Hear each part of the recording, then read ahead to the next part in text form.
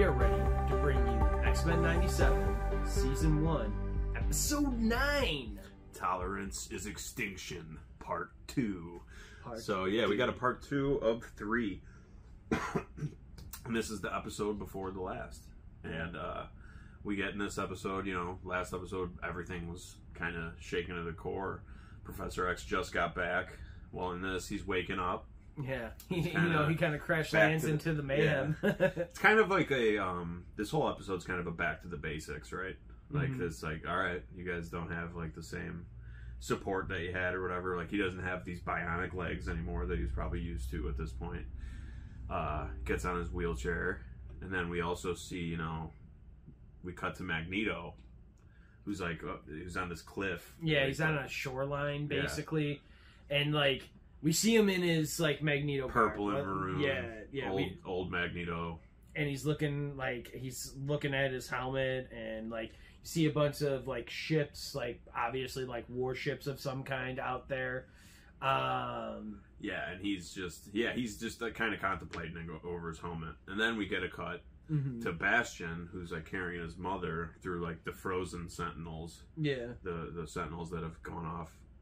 And he's walking through, and he's crying, actually. Yeah. Like, it's the human. He's still human. Yeah, it's crazy. Yeah. He's still, like, as much as he's, like, tech and machine and stuff, he's still very human. Yeah. And, or still and maybe not very human, but still has that human side. He has enough human in him, though, to make him cry. He might rust, though. He probably should chill. Right. But he's, so then we get another cut. To a city alley. Right, and Jubilee and Sunspot are running. They're trapped by just a bunch of humans.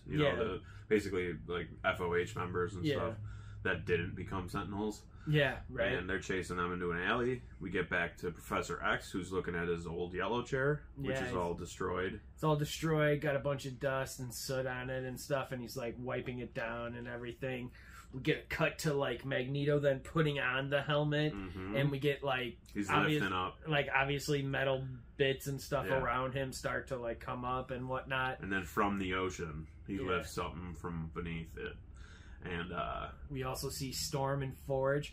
Basically, they come and save the day for Jubilee and Sunspot. Basically looking like something out of, I don't know, like Nightwing and Batgirl, basically looking at a rooftop, like protecting Bloodhaven, seeing like two of their pals down there and stuff. Like it had some. It had some very, Batman, Stephanie Brown, whatever it is, Batman, Batwoman, Kate Kane. It had that like Gotham City kind of like feel to it, because like Storm obviously can call upon the lightning, and we get that lightning strike down there for it and stuff. Enough to scare away all the humans. Yeah, and we don't want to mess with her. Jubilee's pumped to see Storm, and is like crying because she's like, "Oh my God, this is like another mother figure. Like, not necessarily a sister yet, I don't think, because she's still because you got to keep in mind she's still so new as well to the X-Men team. Mother and figure's stuff. Fair for sure, and her auntie. That might be another good one too. So then finally the montage is over, and we get cut to Jean, who's like, literally like, the world is gonna end in 12 hours, so you two better make this fast. Talking to Professor X and Scott, who are like kind of having this argument about, yo man, why did you leave Magneto in charge? Magneto! Yeah, so like, what are you doing? Scott's not happy, understandably. Get it. But also, I kind of understand Professor X's point here, where he's like, I was trying to give it to somebody that wasn't you, so you guys could live your own life. Yeah. Which, we saw kind of almost coming to fruition before all this stuff happened. But that's what Scott brings up. He's like, something was always going to happen that was going to bring me back. Whether it was this or something else. And, Professor X can't deny it. He's like, me too, basically. And, he opens up his hand, and Scott's like, nah, he's not feeling it. He's still angry. He walks past them, and Jean kind of is like in the background, like, okay, guess not.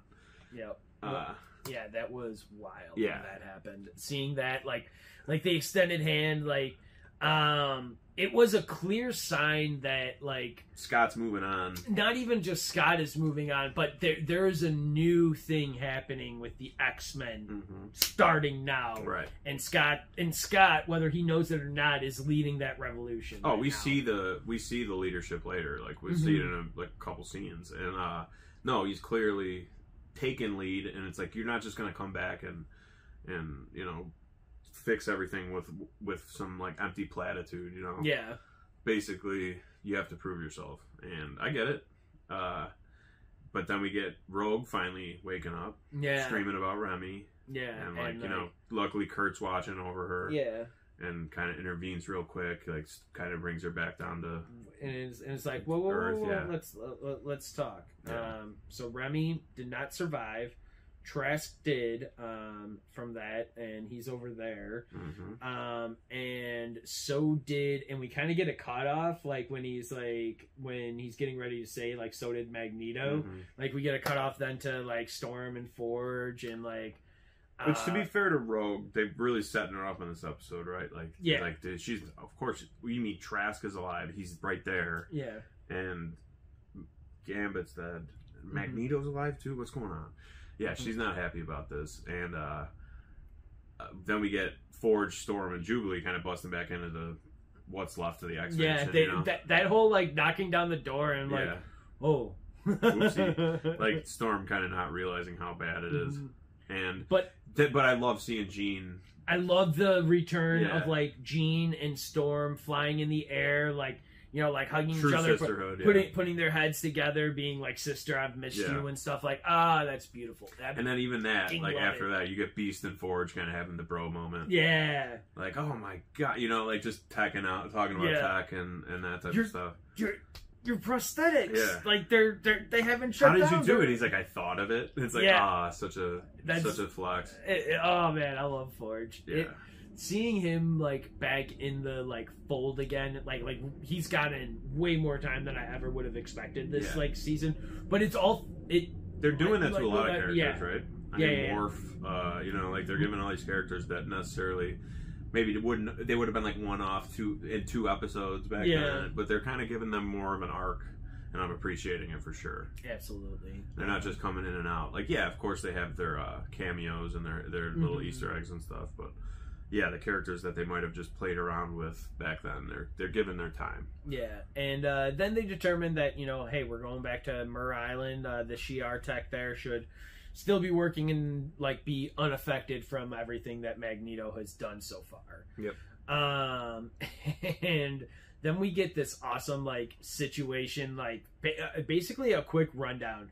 It's like, if you haven't watched anything in any of the episodes previously, like, here's a quick rundown of what just happened so that you can at least be enough up to date to be able to continue on. It's like, Magneto made the blackout. There's thousands are presumed dead. Yep. Like, the first world infrastructure is all gone. Like, it's basically brought back to medieval times. You know what I mean? And it's they're throwing back centuries and stuff. So like, Magneto has 12 hours to reverse what he did to the magnetic poles, and if he doesn't, the Earth is going to be kind of a wasteland. Yeah, and they kind of start talking about it, and this is the moment where I was talking about where Scott takes lead. You know, he's just kind of just immediately assuming his leadership role. Professor X isn't even in the room yet. Yeah, and he's kind of splitting the team up too. He's got like blue team, gold team, which I love cool, hearing that. Yeah, which is pretty cool. And they kind of come to the agreement eventually that they need to take out Bastion before taking out Magneto. It's coming to an agreement with Magneto, basically. Yeah. They need and to Logan's like, coming to agreement. Let's kill that man. Like, he just started an all-out war on humanity. Exactly. Which he did, to be fair. Yeah. He's now complicit in Bastion's plan. Yeah. Like, Bastion probably knew, like, this could happen, and this is just as good for his plan because now humans are going to turn against mutants just as much as they would have. Yeah. So, yeah, it's, yeah, but it's also an understandable thing for Magneto to be like, he's like, no, I tried. Yeah. But yeah, so Beast and Forge are down now in the lab working out working on this collar. Yeah. It's an old power dampening collar, and they're reworking it basically to help take down Bastion. Yeah. It took down the Phoenix. Why can't we? Yeah, it took down, the Phoenix, so why I love that Storm walks up to it, though, and is like, impress me. Yeah, yeah. And he's like, they're like, oh, it can do this. It can take can disconnect their Bastion's connection with the Sentinels. We could even use a neutralizer technology. Yeah. And then, all of a sudden you hear, like, thunder. And then Forge is like, okay, no neutralizer tech. Yeah. One thing, though, that we do got to talk about is when they're breaking down the plan of, like, who's going where from Mur Island and everything, blue team, gold team, is that Charles Xavier tells everybody that, like, he had a chance to bring Bastion in, and Storm even says, like, he could have even been up in that, like, he could have just portrait, been an X-Men, yeah. That portrait, but, like, so Charles goes there, visits his mother, uses the word mutant, and, like, she slams the door, never hears from him again. But, like, he goes there because, like, he heard a rumor of, like, a techno person from Cerebro, though. But it's interesting that he says, like, so Cerebro, like, I thought he was just, like, a mutant. Does that mean that, like, is the implication there that Bastion felt Cerebro reached out and, like, manipulated something there so that Charles would then find him basically that way?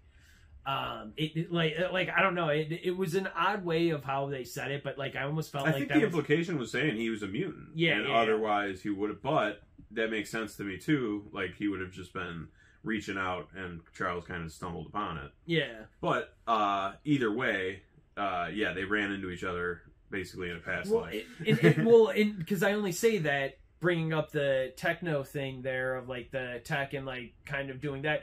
Because it's part of, like, what they're talking about here. They can't just use, like, any regular old tech on this guy. Right. And what Forge and Beast even call him, or, like, Charles, as Forge, like, refers to what Charles called him as a technopath. Yeah. Which is somebody who could control, and, like, electronics and technology through their telepathy. Yeah. Through technopathy. Yeah. Yeah, so...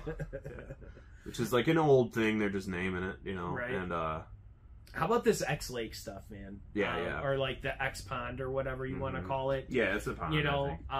Rogue just sitting out there by herself in Remy's old jacket, and I gotta say, love this look for Rogue. Love that look.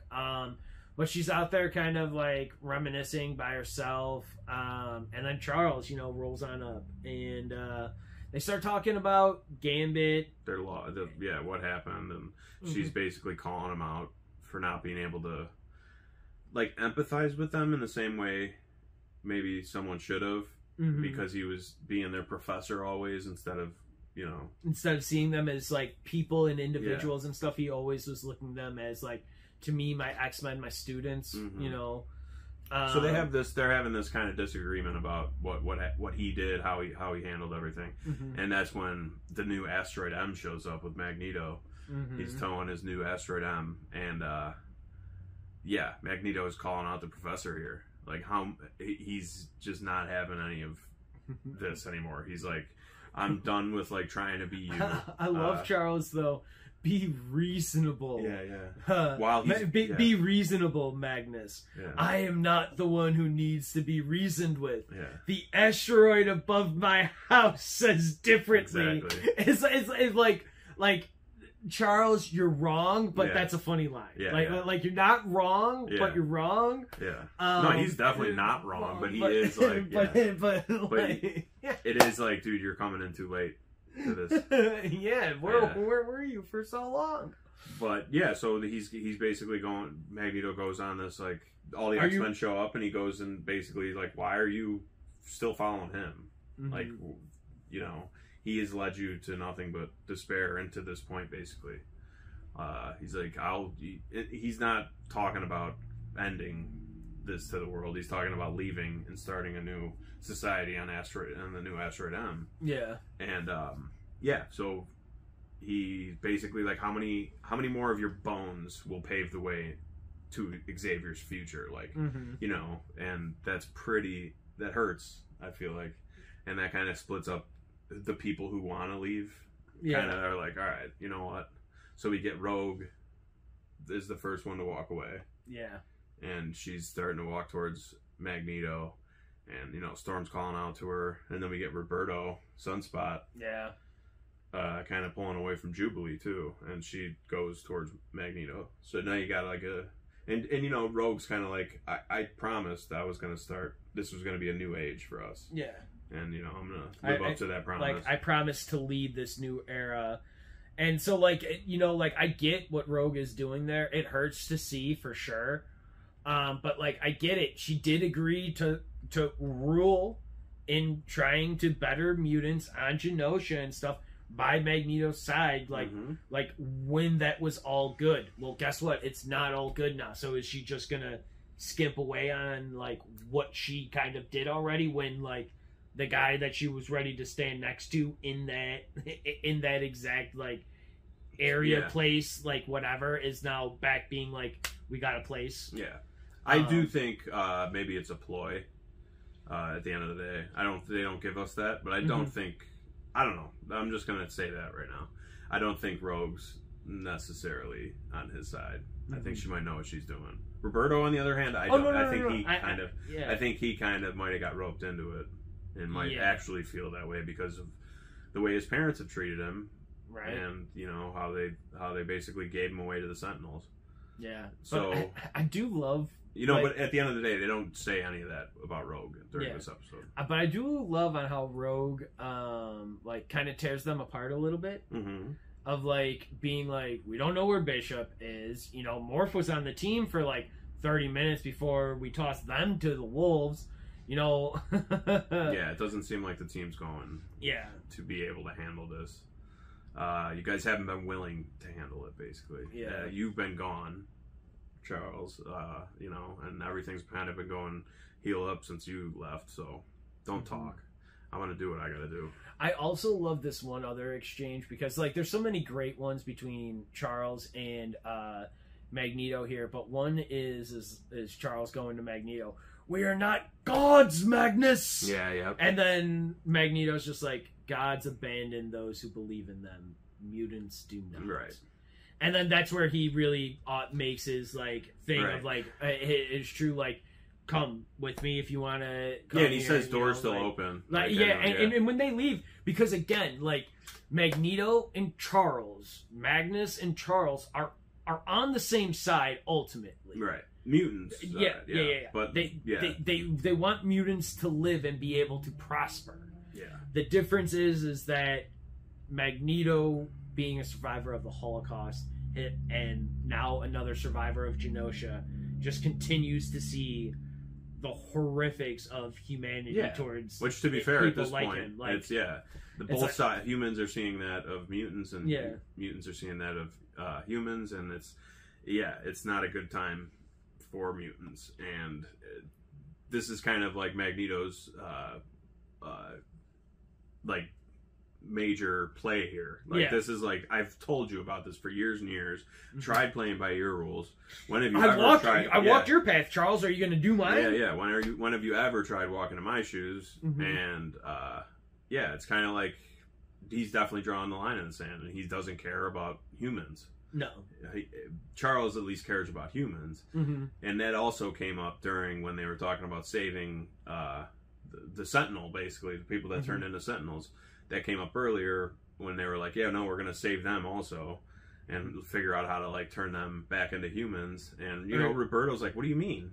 They were trying to kill us. Yeah, like, they were trying to... Even before they were turned into Sentinels, there's a reason why they got picked to be that. And they're like, Jubilee's like, that's fine. That's every day that ends in a Y. That's what we do. We save we save them, and they hate us. And then Storm is like, yes, but we do it together as a family. Right. And like, Storm, crushing. Right. Crushing this season. Right. Everything about Storm is amazing. I mean, everything was always awesome, but like, it's just great to see her on just like such a high pedestal caliber. So we get to take off of Magneto. He leaves with Rogue and Sunspot. They get to the island, and we're back at Mur Island, and we get. I love this conversation between Scott and Cable, and they talk about like Gene and stuff, and then right before they're about to go their separate ways and get the rest of their gear up to be able to take off. Scott puts his hand on Cable's shoulder, and he's like, Cable's like, "What is this? You can tell me to be safe? Nah, give him hell." Yeah. Oh, and by the way, here's your blue and yellow X-Men suit. You gotta match us. And my favorite thing, they flipped the old X-Men line. They yeah. flipped the old X-Men line, coming full circle of what did you expect? Black leather. And just like in the original 2000 X-Men movie, Cyclops in that says, "What did you expect? Spandex, blue and yellow spandex." Right. And we as fans, we all did. We all kind of expected some version of that in the movies, yeah. But either way, this is great. Yeah. I loved everything about this. If you haven't watched, if you didn't get that joke, I'm sorry that I ruined it. Or I hope I brought light to it because literally I was cackling. And yeah, it was great. It's it was so funny. Yeah, because I remember laughing during the original movie when that line came out, so it was funny to see it be turned against it. Yeah. And but anyway, so we get back to Professor X, and he's talking to President Kelly in the astroplane. Yeah, it seems like they have a conversation about getting Magneto to stop the Magneto protocols, right? And basically, President Kelly's like, "No, we're gonna do it our way," which is probably not gonna make Magneto happy. No. And Professor X is like, "Please, you don't have to trust me, just trust my X-Men." And that's when it goes to the scene of them in all their old costumes, and it was so sick. Cyclops in his full headgear, blue with the yellow goggles, Wolverine in his brown and yellow costume, kind of more like the feral Wolverine. Yeah. Jean in her Marvel Girl costume from the original X-Men. Yeah, and the mask for it too, and everything. Rogue in her green costume is everyone just kind of in their back to the basics. Like I was saying, everyone has to go back to a certain point of their journey, and it's not necessarily the most up to date, but it's definitely gonna have to do. Yeah, because God, I also love seeing Jubilee burn Roberto's card. That was a big thing because I've really loved their relationship here, and clearly that's but she's been burned, yeah. That exactly, and that's just awesome. So they're basically heading out on the plane, and that's when that happens, and so they're going off, and Bastion kind of awakens. Yeah, at Bastion Island or whatever from it his, is. Matrix yeah, right. It's very Matrix. It's very connected to the. It was very Neon Genesis-y too. Very directly connected to the system that controls all these different Sentinels, which. I mean, he's plugged in. Which he's also in, awaken. Yeah, and they wonder when they're flying in, as they see the Sentinels, oh, but all the power's out, and they're like, oh, he must be powering these by using his own powers. Yeah, by using his mutant power to talk to Tech and everything. It's crazy. I love the breakdown of the teams just from this. Storm and Forge will fight in the air. The rest of the team will go down on the ground and fight that way. I love this exchange though between another great Jean and Storm moment here. Of let us do what we believe, not in our dreams or our gifts, but in each other. Make them mind your weather, sister, and them weather your mind. Exactly. I love that exchange so much between them. It was beautiful. It was really awesome. And then Storm makes, I don't know, some of the craziest looking frames of animation that I've ever seen in this tornado, lightning, dust storm that she's got going on. And she takes out, several Oh my god. Like, it's breathtaking stuff, man. Like, it's just cool. It's just great. So the rest of the team kind of gets in their place too, and so that's Cable, Jean, Beast, and Morph, and they're like trying to traveling around, like trying to infiltrate on the island, right? Yes. So they're realizing now in this moment that he's in the volcano. Like, he's just living near the volcano. Like, they got to go in the volcano. That's where he is, and that's when some Sentinels pop up. And as they're walking into this like town that he was trying to build, you can tell it reminded me a lot of like the abandoned Future World town from Batman Mask of the Phantasm from 1993. It's like any nuclear town that they would have built back in the day. But like, it seems like he was trying to build his own society off, but he kind of gave up on that and just started doing this, whatever. So we the Sentinels pop up. Morph turns into the Hulk, which is sick. Morph Smash. I great. Love hearing that. That was great. Beast makes his sound of one hand clapping joke and slaps the Sentinel with his own hand. And this is when we get back to Mr. Sinister. Yeah. And he's back taunting Jean, and they're having their fight. And like before we cut back, like she's definitely wiping the floor with him. Literally, like she hits him with the bowling pins, and you hear like the crashing of the bowling pins and stuff. And she's definitely giving him a run for his money right away. But he seems to know what he's doing here, right? And I also love on how Sinister then is like, well, you know, I know where you and Madeline like. You know, like where you start and Madeline ends and all of that, so I can give that back to you. She brushes that off pretty quick. And she's like, no, Madeline fights with me today, and that's where he like Jean like shoots him across the entire like this. I don't know, like it seemed like at least like a mile long. Like she just tosses him like a rag doll. Yeah, so like in this town, she tossed him across the town into this bowling alley, and it knocked all the pins down. And then it cuts to the space station where there's just regular humans kind of seeing the asteroid outside of their space station, and the Blackbird approaching, pulling up into it. And as soon as they pull into the space station or onto the Asteroid M's like landing pad, Rogue and Sunspot are there to like greet the X-Men, you know, and they kind of she rips open the plane, and they're not there because Kurt used this time to bamf them directly into where Magneto was. Yep, and oh man. So this team is like, you know, Cyclops, Professor, Wolverine, and Jubilee. Yes. And so we get them, and they're in front of Magneto now. And here in front of Magneto, you know, like Charles is pleading, you know, like thousands will die, and like thousands have died. Whose lives matter more? Jubilee like starts sparkling Magneto a little bit, and I gotta say, Roberto takes her out kind of hard, and they kind of start fighting and stuff. And so he immediately is like takes her out. He apologizes. Yeah, she's like, nope. No. And uses that to hit him with a blast. And then they're kind of going back and forth. While they're going back and forth, you know, they kind of come up with a plan because... I also loved when he told Charles to shut up. He's like, I've been wanting to tell you something forever. And he hits him with like the metal on his mouth.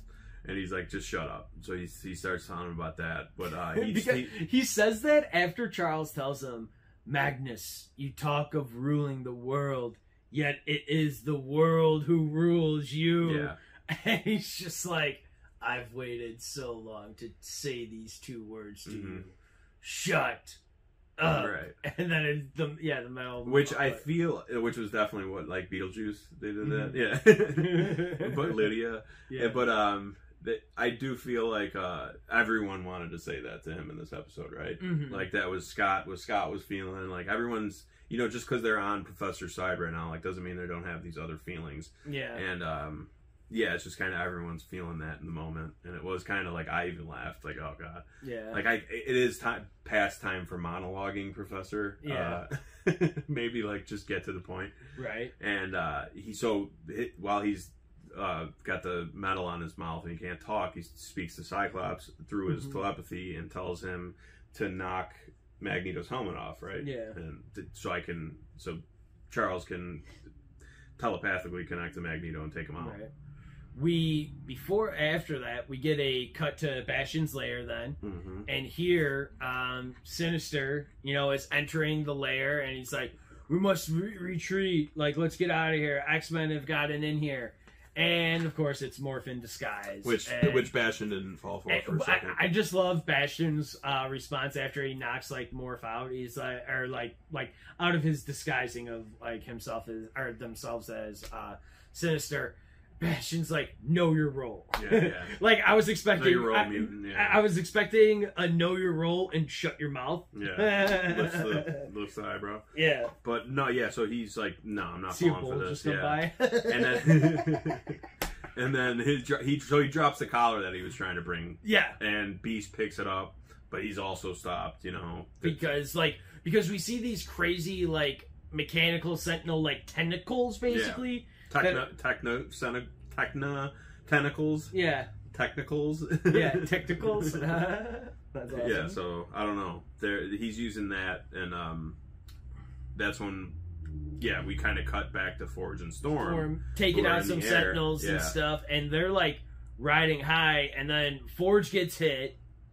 Storm kind of gets distracted in that moment, and she's like, "What? Where's he going?" Oh no! Yeah. And then she gets hit. She gets taken out. Yeah, and they start falling. We cut back to Jean versus Sinister. Mm-hmm. The real Sinister.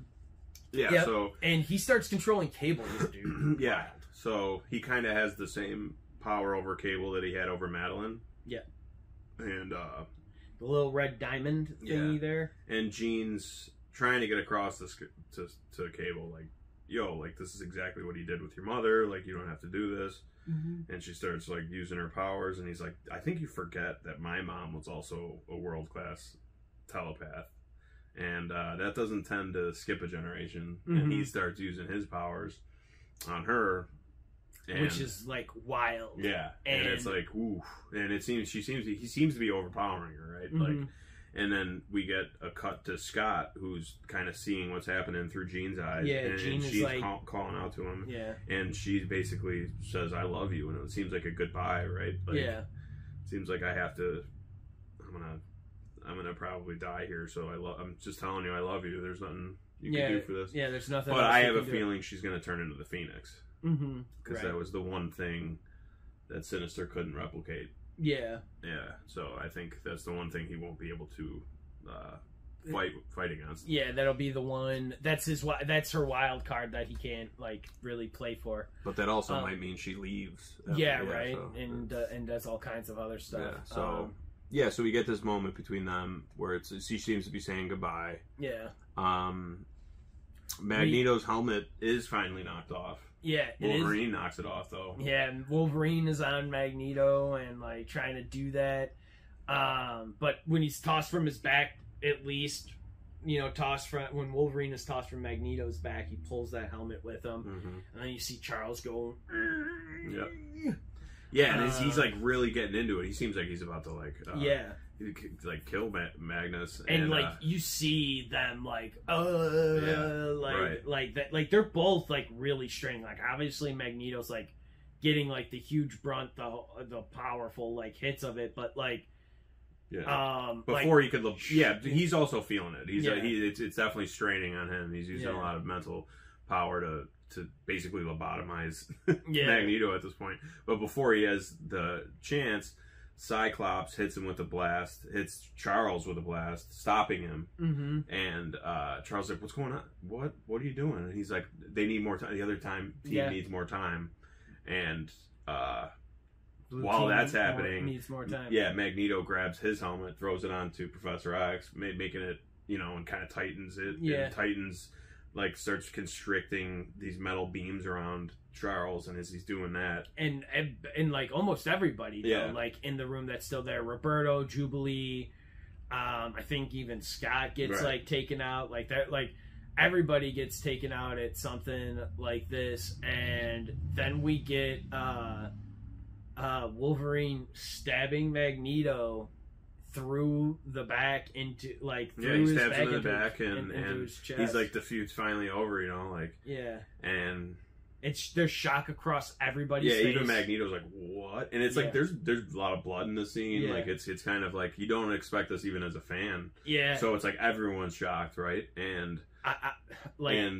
before Magneto dies, he uses kind of like the last of his power to start ripping Wolverine apart. He's like, oh no, this is absolutely liquefying the adamantium from out of his bones and ripping it through his skin. And ripping it out, and you just see. Now, this is a very famous image from the relaunch of the X-Men in the 90s with like Jim Lee and stuff after Chris Claremont had left. And I think this is from issue 25, I believe, maybe.